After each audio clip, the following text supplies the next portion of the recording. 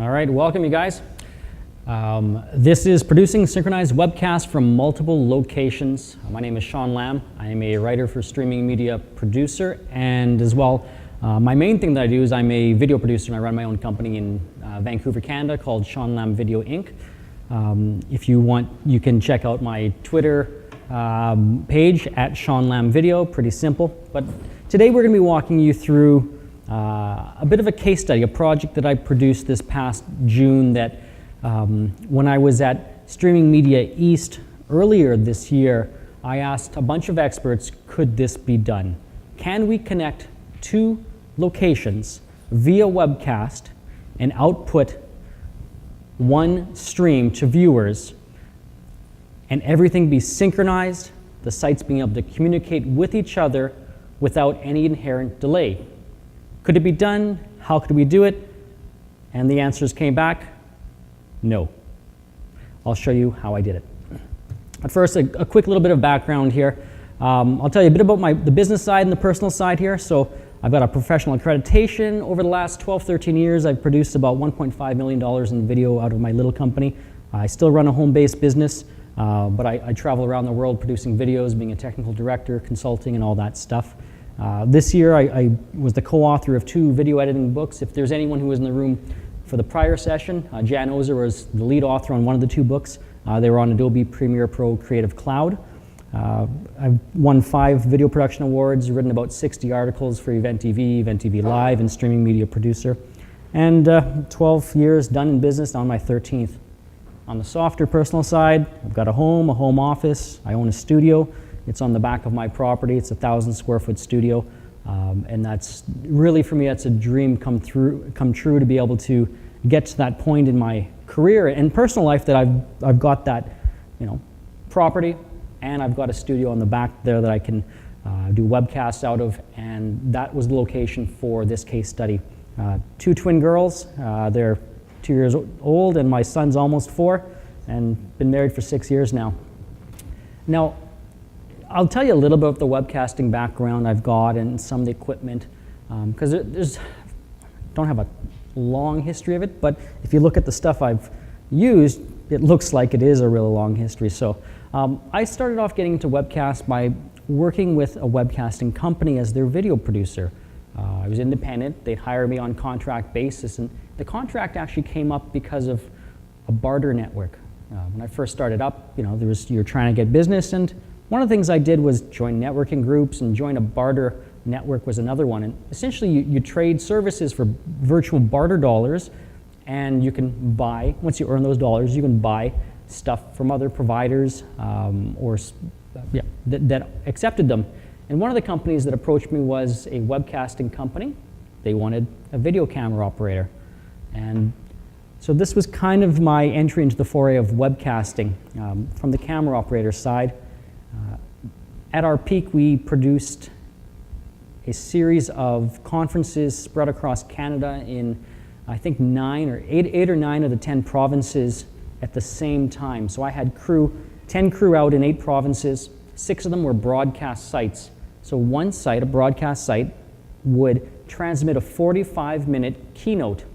The other receiving sites would view that keynote, and then 1 or 2 of the sites were chosen to ask questions to this keynote site, and the interaction would continue. The keynote location would rotate around. So that planted the seed to me that we can connect multiple sites via webcast, and there are ways you can do it, and also introduced me to some of the challenges working that remotely. And this was several years ago in the standard definition days of webcasting. A lot has changed nowadays, and more importantly for me is that I took on that role as the webcast producer, the technical director, as well as taking care of the crewing. I've tried a lot of video switchers over the years. This is kind of in chronological order of what I've used. Generally, it's all hardware, with the one exception of the NewTek TriCaster Pro many years ago. And the little backstory on that one was I was sent out to Seattle to produce a webcast for a company that's headquartered in Redmond, Washington. Anyone know who that is? Well, I won't admit it, but yes.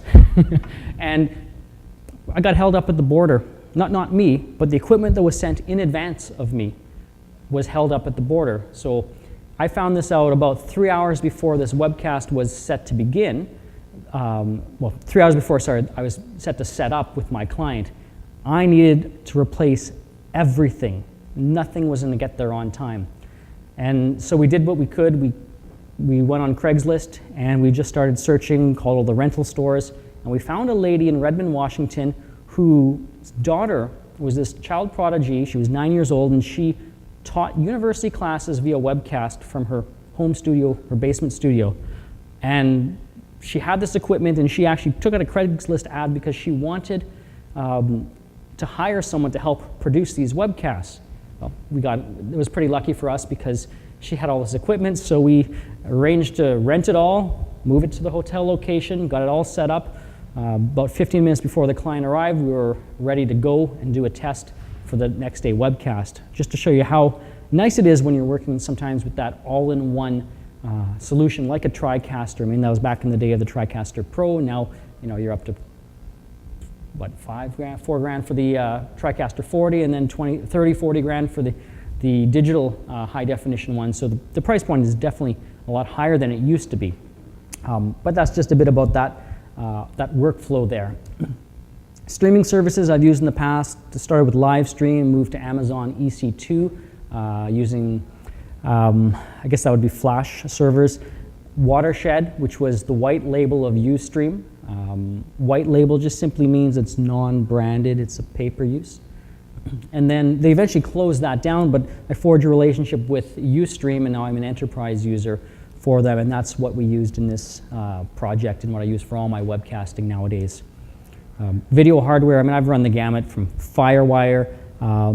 In the first three there are USB class video switchers like the Roland VR3 and 5. Now we went to HDMI, and then now HDSDI is the connection, and the Teradek Cube 155 and the Decklink Studio is what we use as our capture card. Please ignore the H.264 Pro recorder. It's not something I actually use for webcasting. I thought it was a webcast capable thing, but not for my workflow. So let's introduce this case study here.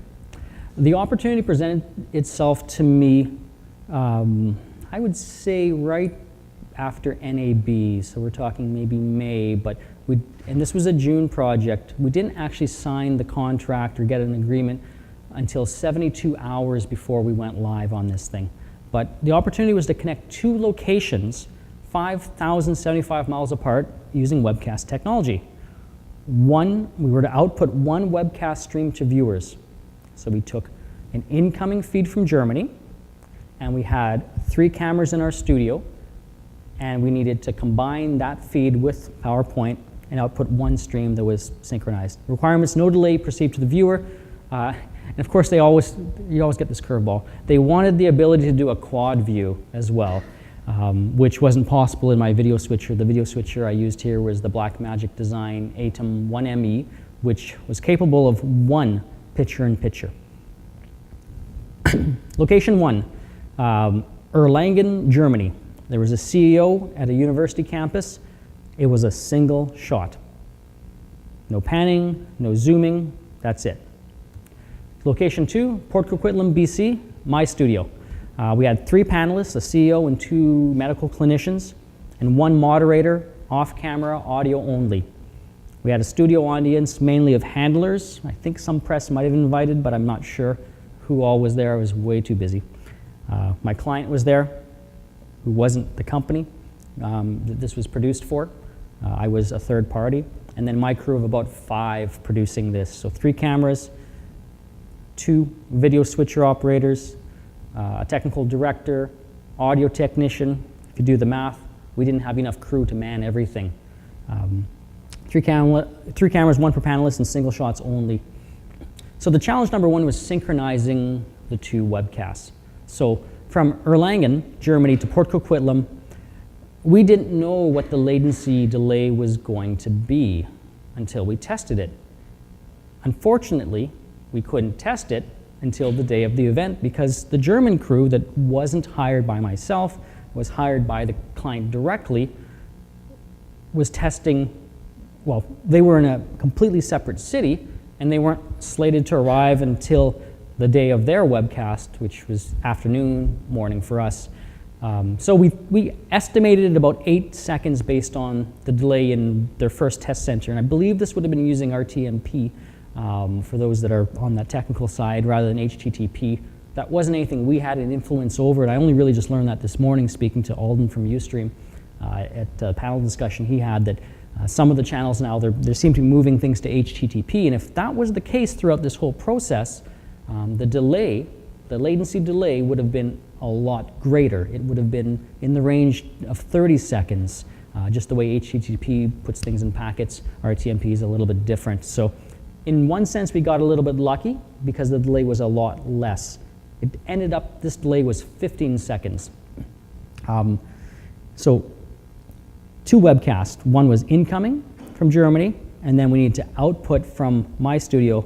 The panelists, they're in real time, obviously, they're in front of me, but the incoming webcast has delay. So how does one account for that? What do you do to delay your camera feeds in your own studio? Any ideas?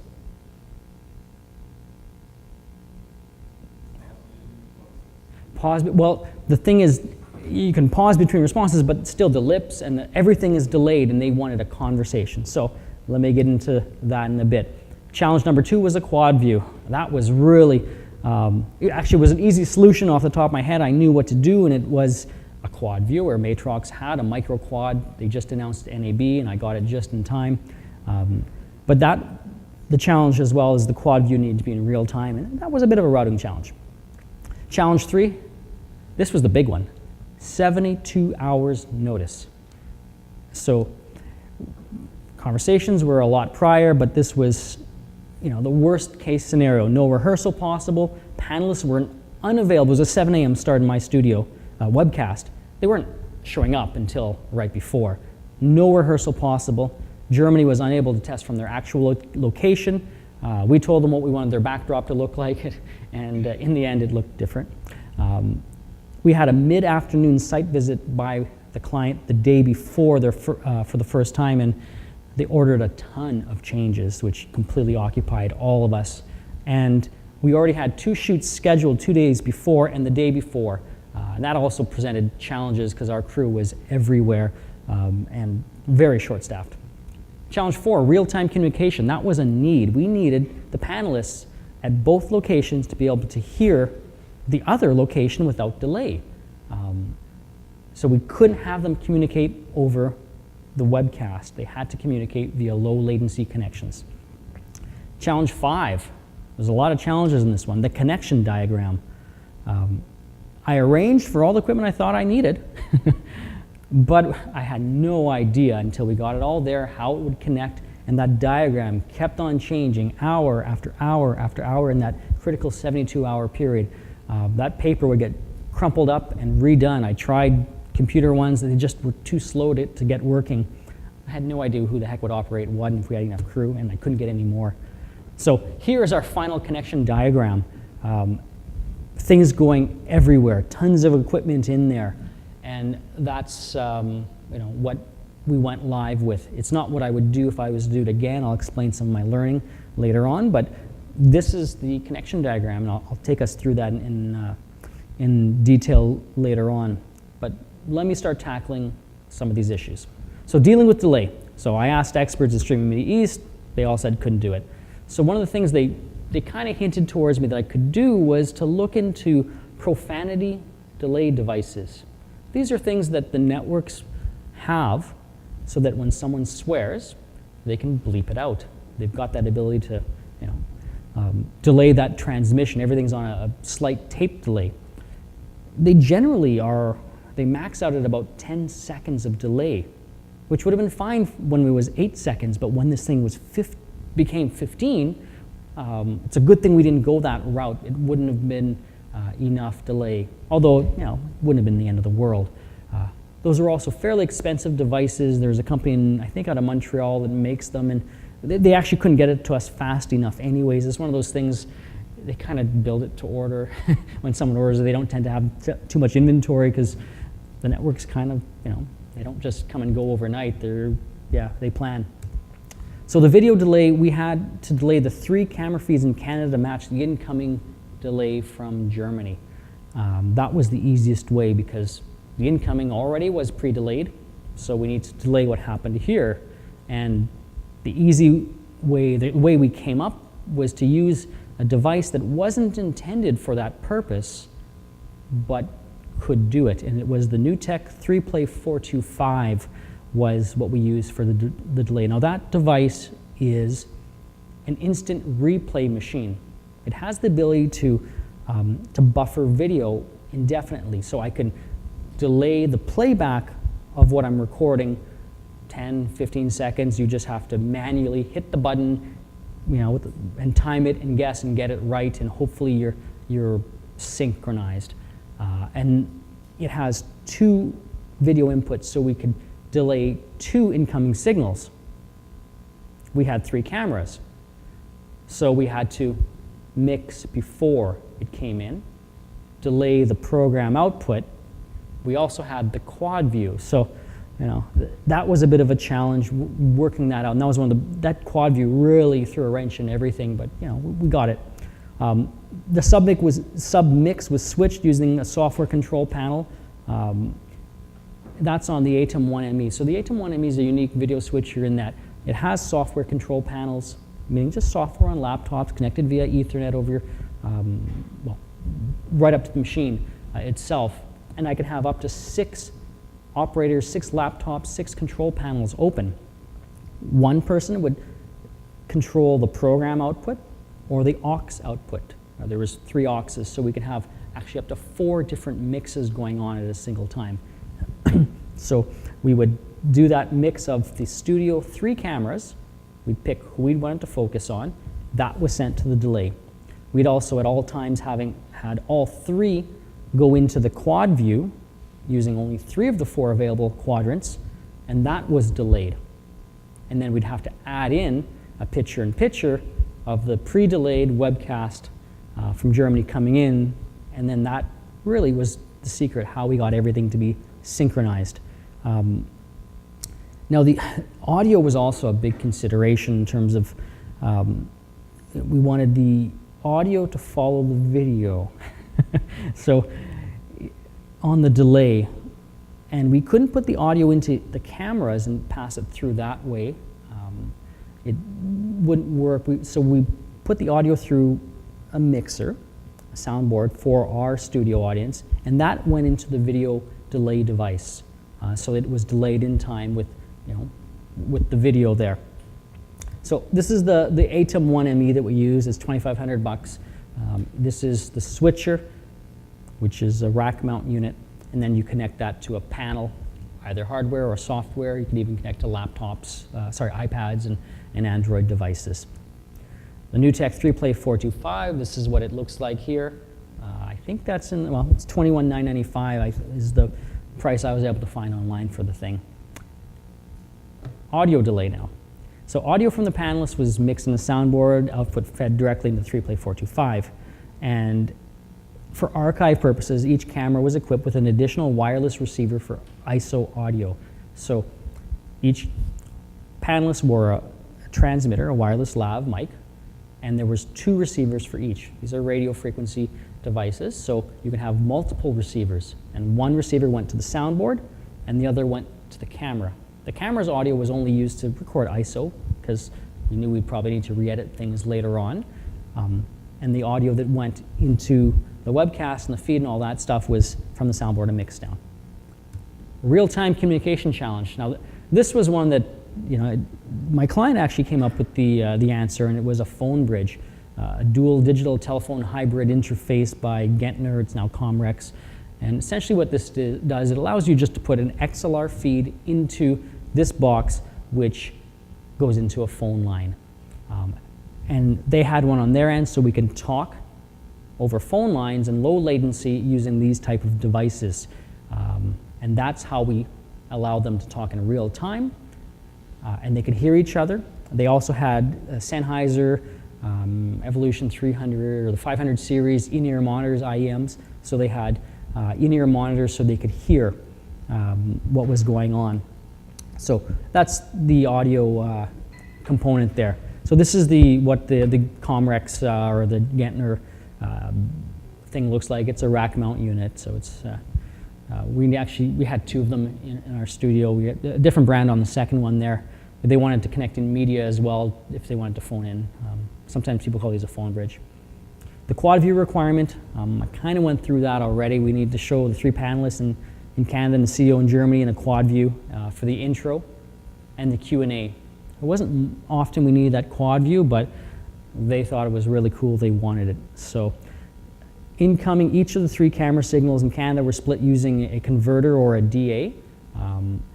And one output went to the video switcher and the other to the Matrox micro quad. And the quad view output connected to a second input on the 3-play 425. And its output was connected back into that video switcher. And it was that second switch that was the outgoing. It gets really confusing really fast on this thing. The German webcast feed was added to the 3/4 view, quad view as a picture-in-picture, as I've explained before. So this is what the micro quad looks like. It's a small little device. It's just under $1,000, and Matrox out of Montreal. We got this one just in time for that. Additional requirements, there's always those. So we had Q&A questions, pre-roll video, post-roll slides, and PowerPoint slides. So the Q&A, we decided it'd be way too complicated to get anyone calling in. So they were to submit the questions electronically. The client took care of just a submit button. Actually, no, I ended up having to do that. Something fell through at the end. They couldn't figure it out. And so I installed a very simple capture thing below their player, and it was a Google Doc. It was a Google form. And so they would enter their name, contact, their question, hit submit, boom, it went on a spreadsheet for my client on their Google Docs account. And they could see the questions, and then the moderator, the voice of God, who was off camera, could ask the questions when it came time, read them aloud, and then sometimes Germany would respond, other times one of the three Canadian panelists would respond. The pre-roll video was the intro video that was played before we started. Post-roll slide, simply thank you for watching the webcast. If you have any further questions, please submit them, whatever they had. And then in addition, we had PowerPoint slides. Some of the presenters were walking through presentations. Cameras, we had 3 of them. Sony EX1, that had an HD SDI output. That went in, then we need to split that. So Matrox MC100, split that into 2 HD SDI outputs. Everything needs 2 because one feed went into the quad view, one went into the video switcher. The FS100, it's a Sony large sensor camera. That was HDMI out, so it went to a Blackmagic HDMI to HDI converter, and we had 2 HD SDI outs of that one. And the FS700 is a unit camera. It has the ability to output both an HDMI and an HD SDI at the same time. No additional devices were required in that.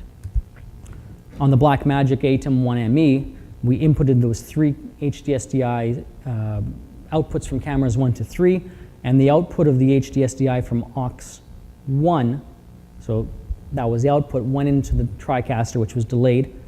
It was controlled via the software control panel number 1. The embedded audio was muted. That was really important. We didn't want the audio coming off the cameras to get into that because that was going through the soundboard. So we had to make sure we muted that. And in testing, that was one thing that threw us off. We'd get this slight echo, and that's always the challenge I find with webcasting is that audio echo, whether you're watching, you have 2 browsers open, or you've got the same audio input patched through a few different things. And that was one thing that challenged us a little bit. It was making sure everything was turned off and only turning on what we needed. And then the HDMI multi-view output from the switcher went to a computer monitor so we could actually see what the heck was coming in all these different feeds. The micro quad, that took inputs from cameras 1 to 3, the second input, and we output that to an Atomos H to S. So that's an HDMI to HD SDI converter, because we needed to get that into the 3-play 425, and that's what it took in there. The 3-play 425, it added 15 seconds delay, and that was really through trial and error. And the reference point How we figured out the delay was through the phone bridge. We'd get them to clap, we'd count how many seconds until it came through in our webcast audio, and then we'd time that and try to repeat that. It wasn't something we could enter in, add 15 seconds delay, boom, hit enter. It was a hit the button and try it again, but it's not an exact science. Like it's not just a 15-second paused thing. I think there was an extra 4-second buffer in there, so it took a bit of hacking and pecking, and we finally got that. Both the audio and the video were used as references, and we need everything to be synced up there. And so the two HDSDI outputs from that, the delay there, one went to the quad view and one went to the ISO where we delayed the ISO from the aux output. So that was the program feed from that first switch from our studio. Gets complicated. Is this the right one here? Yeah. So now this was what I was seeing as the producer of the final webcast. Two HDSDI inputs from the 3-play 425. So the delayed 3/4 quad view and the ISO from the aux. One HDMI input from the webcast from Germany, which was pre-delayed.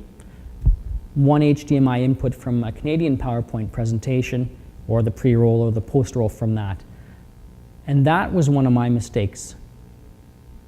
The PowerPoint I was feeding in real time, but I needed to delay that by 15 seconds. So that was my biggest learning on that one there was that I should have routed that through the delay device and had the first switcher operator there, had that individual mix it in, because what ended up happening in the rapid changing slides when they had that, they were 15 seconds off, and sometimes it mattered.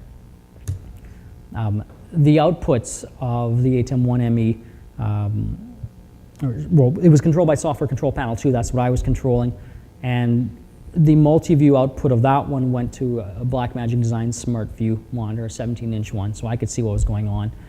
The program HDSDI went to a Blackmagic Design Decklink Studio for the webcast encode. That's how we got it out. That was the webcast encoder computer. And the program HDMI out to an Atomos Ninja for the archive. And then we had another archive as well, an Atomos Samurai out of the Auxiliary 2. So that's kind of the wiring there. Lessons learned. Delay the PowerPoint input. That was the big one. Pick one audio path and mute the rest to avoid an echo. Especially when you're testing, I mean, it really was driving me mad trying to figure out what the heck was going on. And so it was either I had too many audio inputs active, or silly, we always seem to have two viewers. And when we're watching, trying to preview the webcast, I had the Ustream channel open and my client site open at the same time, and there was a bit of a delay in that, and that caused an echo. One thing we didn't do was we didn't match frame rates. Best of plans, I had planned on doing that to say, all right, if they're 25p in Germany, I should be as close to a frame rate as I can to them. I should have been 24p. I didn't want 25. The camera could do it, well, some of them could, just because the lights might have flickered a bit. But it wouldn't affect in the live. It's more when you're editing. When we dropped it on there, I found things weren't syncing up when I needed to do a quick re-edit on there. Not a big thing, we compensated very easily, but that was one of the big things.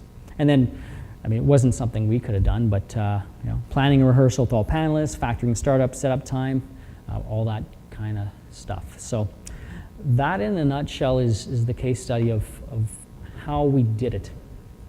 Before I tell you another solution now that I've just recently learned that would do that a lot easier, I'd invite a couple questions from the audience if you have any, or comments. Yes? Great question. I believe that was in the realm of $20,000 for a 1-hour webcast. Yeah. Yes? Do you consider using like a real-time video chat, whether it be consumer or professional? Yeah, good question. Did we consider using a real-time or a low-latency chat like a Skype or something like that?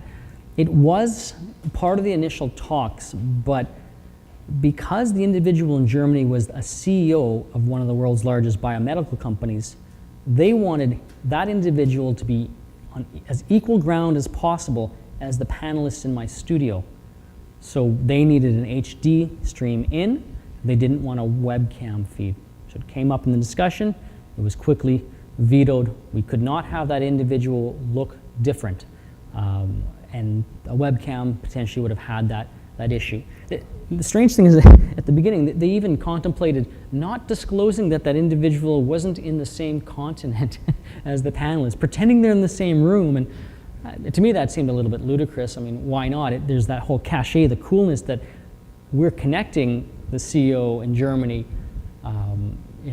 to Canada. And the reason it was in Canada was because there was a big conference happening there, and they announced two really big, well, to them it was really big, technology advancements in CAT and PET scan stuff.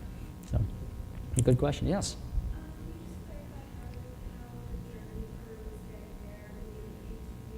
Yes, thank you. I didn't say that. So I took care of all the webcasting needs. So Germany was webcasting to me using my Ustream Enterprise account. So I set up all the stuff, the parameters, sent it to them, and that way I had the embed code, and I put that on my own website so that I could easily, full screen it and throw that into my video switcher coming off a laptop. So yeah, they were webcasting using my services, or my account at least.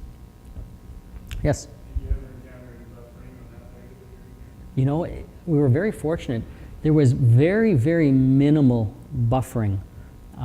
We dropped in 2 lines. Well, I already had a line in the studio. I dropped in a second line from a second provider, partly as backup, but secondly just because I thought we'd need it. And we didn't end up needing all that bandwidth. I mean, we didn't have that many streams with one in, one out, but just for safety.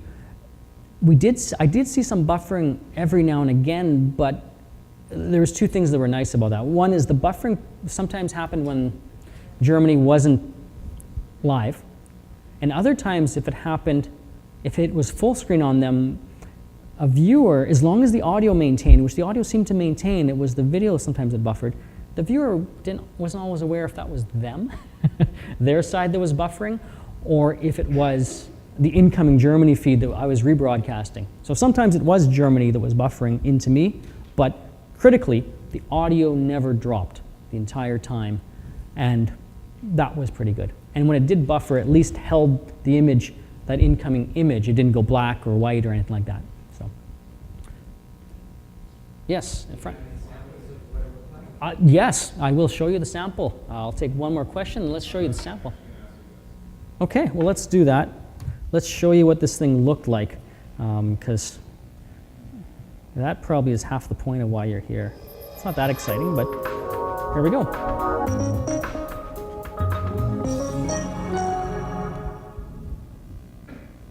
Welcome to the Siemens Global Webcast. We appreciate everyone's participation from around the world. If you have not done so already, please take a moment to enter your name and affiliation on the main page of the webcast. This will help us ensure an optimal experience for all participants. Today, we are happy to have 2 leading clinicians with us to help share some exciting news and developments in molecular imaging. The background being different. Dr. Kurt Fry with the University of Michigan Hospitals in the United States, as well as Dr. Jerry Froelich with the University of Minnesota in the United States. We also have with us Dr. Bernd Montag, CEO of Siemens Healthcare's Imaging and Therapy Division, as well as Dr. Jim Williams, CEO of Siemens Healthcare's Molecular Imaging Business Unit. After the program, we'll be opening up the conference for all questions from participants. There will be an opportunity to submit questions via email as well as over the phone. With that, I would like to introduce Dr. Williams in order to begin our program. Hello and good morning from Vancouver. We're here broadcasting one day before the opening of the Society of Nuclear Medicine meeting. And I'm very happy to be here and also wanted to thank everyone who's joined this webcast. We have an extremely exciting announcement that we want to make. In fact, it's not just one extremely exciting announcement, it's in fact 2 very exciting announcements that we want to make, and for a big launch we're having at this Society of Nuclear Medicine We did have an audio meeting. issue? I also wanted to thank our guests, Dr. Fry and Dr. Fröhlich, gonna that take are up the here. point where there's a and handover to wanted Germany so you can see that introduce, to seamless set the point, 'cause stage that's for the- this, that's the- Dr. Bernd the coolest Montag factor. from Erlangen. Bernd? Yeah, so thank you, Jim.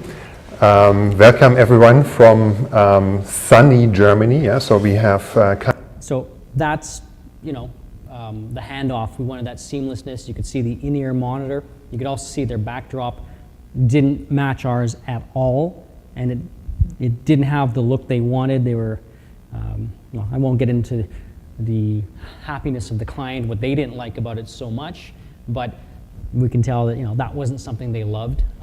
Wasn't me. I didn't hire them. I gave instructions. Yes. Good question. Some of those things, I'll be honest, were added in post. The titles, those were added in. We did make an attempt to add them in live, but because everything was so last minute, things came to us 3 minutes before, incorrect format, kicked it out, said we're not going to add that complication. So those slides, the incoming was added in, the lower third was added in post. The pre-roll slide at the beginning with the voice, that was from one of my computers, the laptop with the PowerPoint. Yes? Yeah, what about the PowerPoint? I haven't read that. There was a computer sitting next to me that, thank you, that's a good question. My client was controlling the PowerPoint, or the Siemens client was controlling the PowerPoint on. They knew when to advance the slide. Oh, sorry, the clients had clickers. They had a confidence monitor in front of them, and the computer was physically located 2 seats down from me. So my client, or the Siemens client, had the ability to advance or reverse slides, but the speakers could also advance as well, just that fail-safe in case they didn't. So that way they could see what was going on. They had confidence monitors. It's partly the reason at the beginning you saw them looking down a little bit. They were watching the video. We didn't have any chance to coach them and say, especially when you're being introduced, please look in the camera and smile. And even when you're not, you're in a quad view. Don't look down, away, do anything that will show up that makes you look uninterested.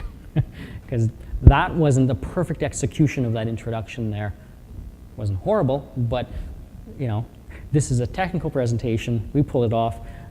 We didn't get any chance to work with them, really, on that. Yes?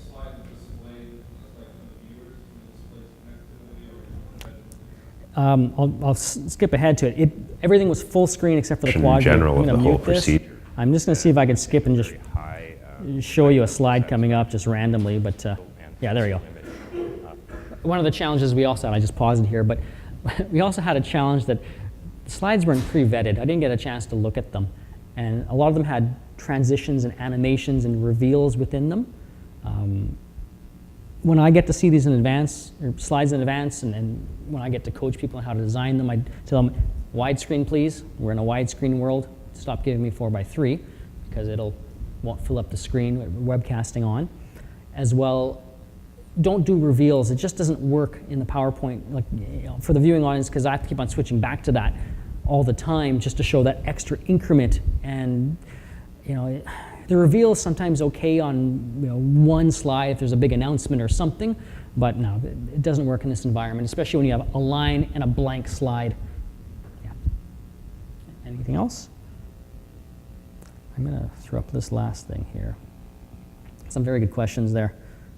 We did have that audio issue that you may have heard, and that I really wasn't happy that happened.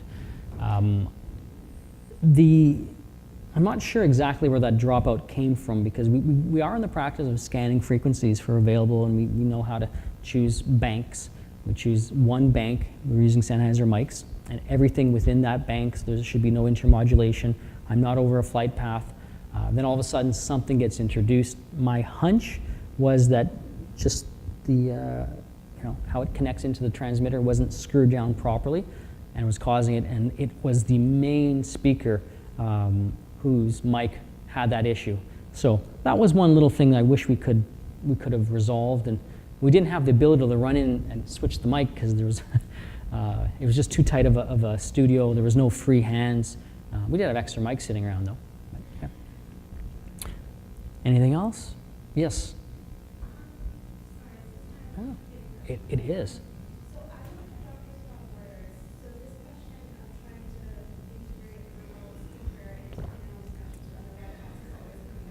Mm-hmm.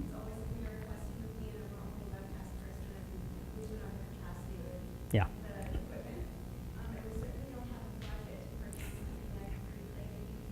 Yes. Yes. So I've got some new stuff for you. Just today, I read the brochure, and it's vMix. They're in the trade show booth here. A new company, I think they're Australia-based.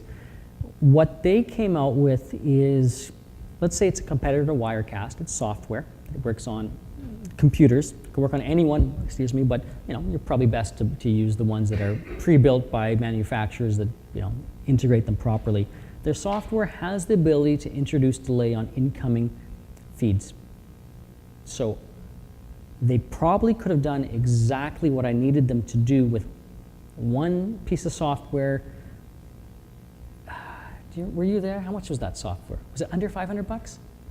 I think it was under $500 for the software. And the right computer, I mean, the computers they're demoing are about $5,000 from system builders. That software has the ability to do a quad view as well and to delay the incoming inputs. And Martin from vMix demonstrated that for me a couple hours ago. So that's potentially one thing that you could do, and one thing that I might have been able to do in June there. Avoiding, having to send in a 3-play 425 from Texas and other equipment from Montreal, and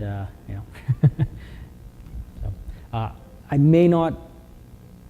No, yeah, it probably would have done everything I needed, to be quite honest. So, who knows? That's something you may want to look into.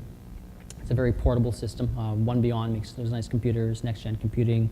There's a few others that do that. Even the guys in pink shirts. Anyone know their names? Paladin, that's the one, Paladin.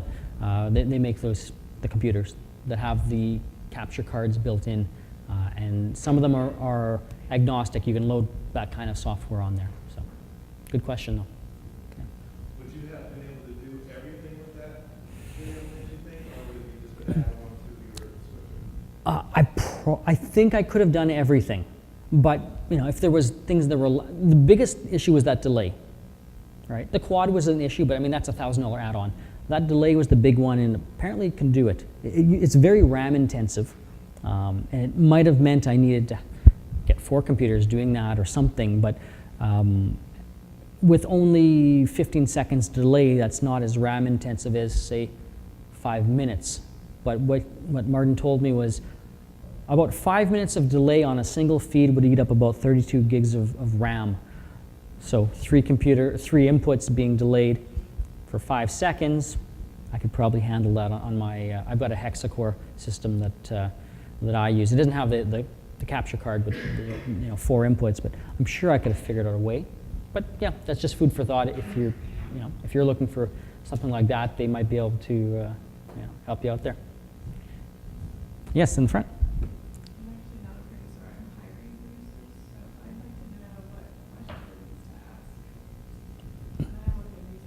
Yes.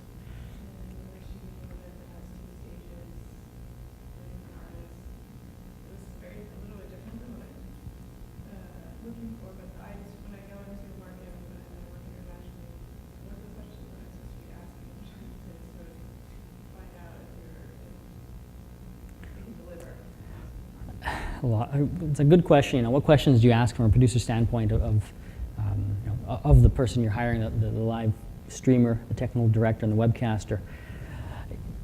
Really, a lot of it's very situational. I think a lot of it is just getting them to try to explain to you what they're using.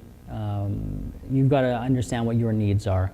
A delay component, a quad view, those are special requirements. You probably don't need those, but things like what cameras are you using, and asking someone who knows, are those good cameras? I mean, I tend to say, you want to be using HD SDI cameras. You want them to be current generation, to be good if it's a low light situation, a concert, or high contrast ratio. Those are things on the technical side.